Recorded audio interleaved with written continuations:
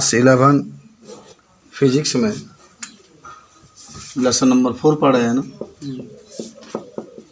Lesson 4। और आज का जो टॉपिक हमारे पास रहेगा, सबसे पहले आज हम लोग जांच करेंगे। देखो किताब में आपका लिखा है प्रक्षेप के पथ का समीकरण। प्रक्षेप के पथ का समीकरण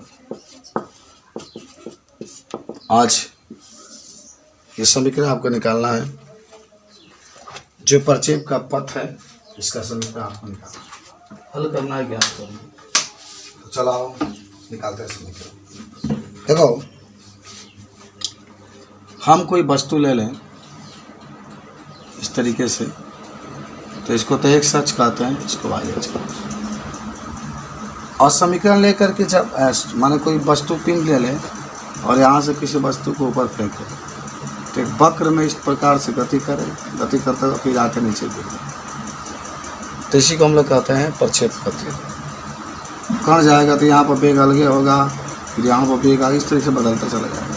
मान लो यहाँ तक पिंड गया, इसको P मान लेते हैं, इसको O मान, इसको क्या माने P और इसको क्या माने O, और इसको लिया कर मिला देंगे इससे। तो यहाँ से इसकी दूरी कितनी हो गई x, और इससे लिया कर इसको मिला दे, इससे इसकी ऊंचाई होगी y। और आप पढ़ेंगे इस रेखा के साथ जब आप लेंगे तो क्या लिखते हैं, u cos थीटा लिखते हैं ना। और जब इस रेखा के साथ आप लेंगे तो u sin थीटा में पढ़े थे, कल बताया गया था सर। अरे ये x है ना, इसीलिए इसको दूरी के x माना, और ये y अच्छा है इसीलिए इसको y माना। और कबो नीचे वाला रेखा के लिए u cos थीटा मानते, क्षैतिज घटक माने। अगर आप यहाँ पर लिखते क्षैतिज घटक,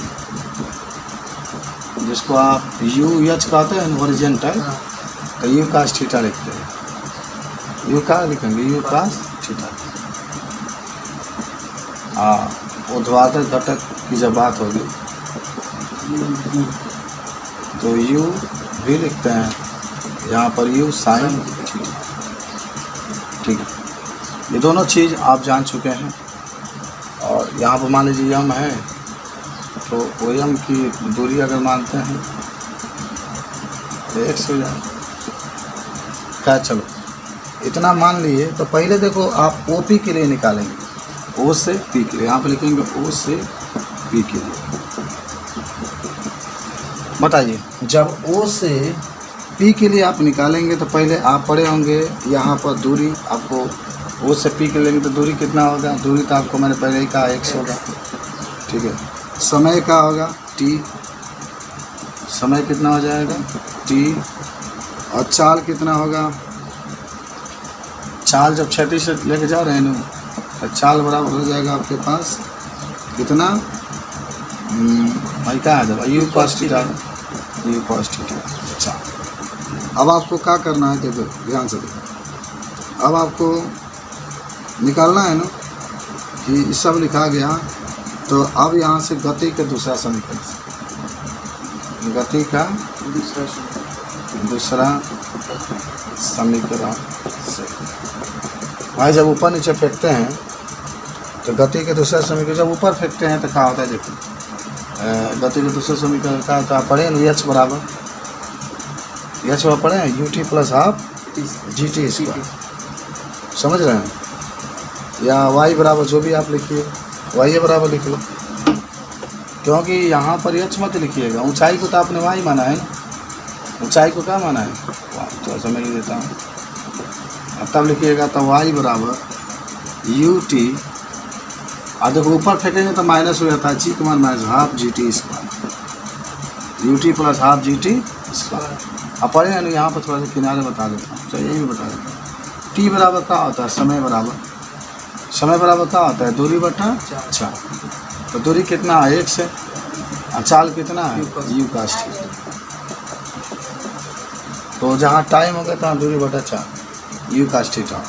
तो भरो तो y बराबर है, जहाँ u बा वो u के जगह पर क्या रखा जाए, u cos थीटा रखोगे ना, u के जगह पर u cos थीटा रखा है।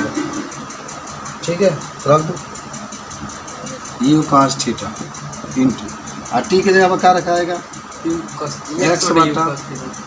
एक्स बटा u cos theta minus 1 minute अभी रुक जाना 1/2 जी के जगह यहाँ पर जी है टी के जगह यहाँ पर एक्स बटा यू कॉस थीटा स्क्वायर है फुल स्क्वायर। यहाँ जानते हो यहाँ पर यू भी लिख रहा है और ऊर्ध्वाधर वेग कह रहा है यू की जगह यहाँ पर यू साइन थीटा लिखना क्योंकि जब ऊपर फेंकेंगे यहाँ जो वेग होगा ऊर्ध्वाधर होगा तो यू साइन थीटा लिखना। अब y बराबर बताओ u और x तो ऊपर ही में रही नीचे यू है ना नीचे साइन बटा कास किसमें बदल जाता है 10 में नहीं तो हो जाएगा u x 10 theta minus 1/2 g two होगा तो एक्स स्क्वायर हो जाएगा u square cos square theta. ठीक है तो इस तरीके से हमारा ये समीकरण क्या हो गया प्राप्त हमारे पास क्या हो गया समीकरण आ गया किसका समीकरण। तो अच्छा ये इसका जो देखो यहाँ पर एक्स स्क्वायर है यहाँ पर वाई है लिख लेना कि प्रक्षेप गति में पिंड का पथ परवलयाकार होता है।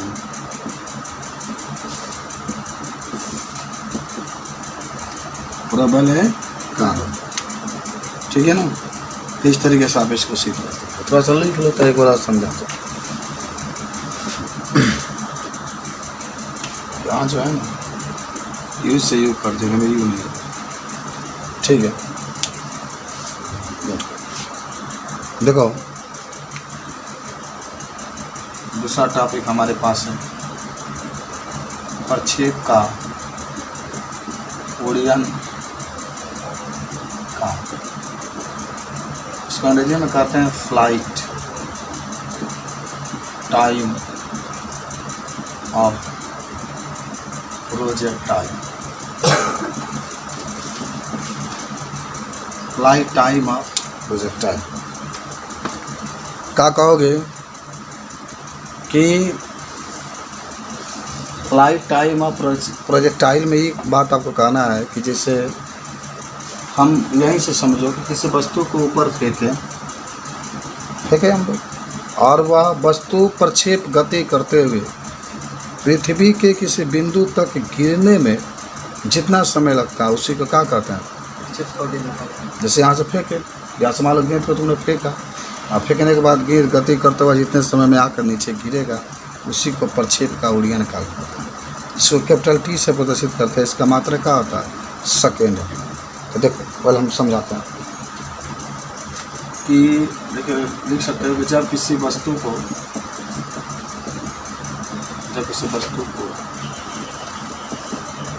ऊर्ध्वाधर फेंकने पर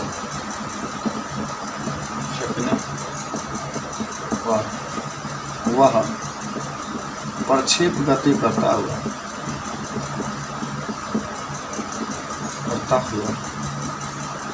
जितना समय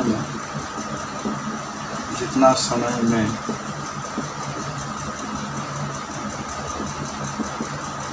नीचे आके गिरता है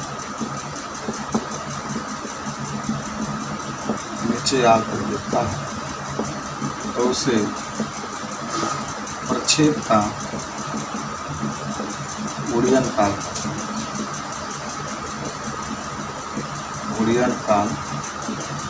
कहते हैं। इसे टी से प्रदर्शित करते हैं। इसका मात्रा सेकेंड।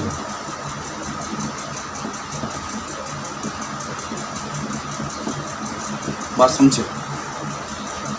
समझो पहले मान लो कि ये है हमने यहाँ से किसी वस्तु को फेंका जितने समय में आकर नीचे गिरेगा जितने समय में आकर नीचे क्या करेगा गिरेगा यहाँ से उसी को हम लोग क्या कहते हैं उड़यन काल।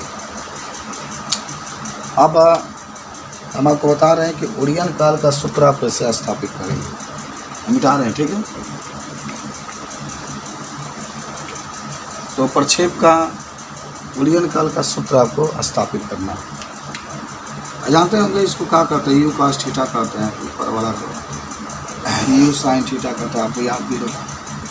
ठीक है, चलो अब यहाँ पर प्रक्षेप पहले समझ लेना, प्रक्षेप का बूलियन काल का सूत्र क्या होता है। देखो तो आप पढ़े होंगे, जब वस्तु को ऊपर फेंकते हैं, कहाँ फेंकते हैं, ऊपर, तो भी का मान हो जाता है जी, याद करो, और जी का मान हो जाता है -h।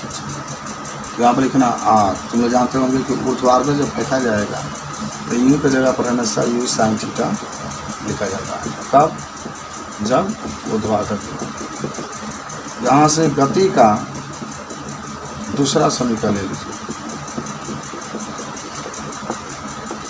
गति के दूसरा समीकरण। तीसरा तो लेंगे नहीं, हालांकि पहला से भी लग सकता है, दूसरा से भी लग सकता है, जो आपकी इच्छा हो।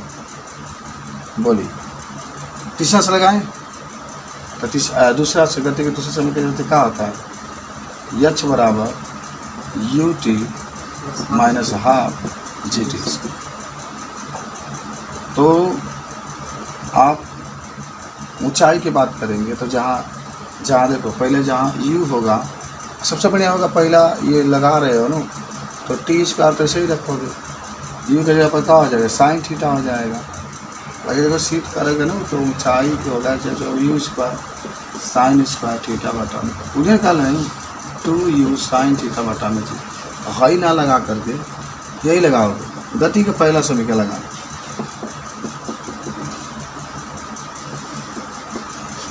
तो क्या होता है, v बराबर u -gt होगा ना, तो v जो होगा, v इधर को खाली हैजा खातिर निकाला जाता है, माने अधिकतम बिंदु खातिर निकाला जाता है।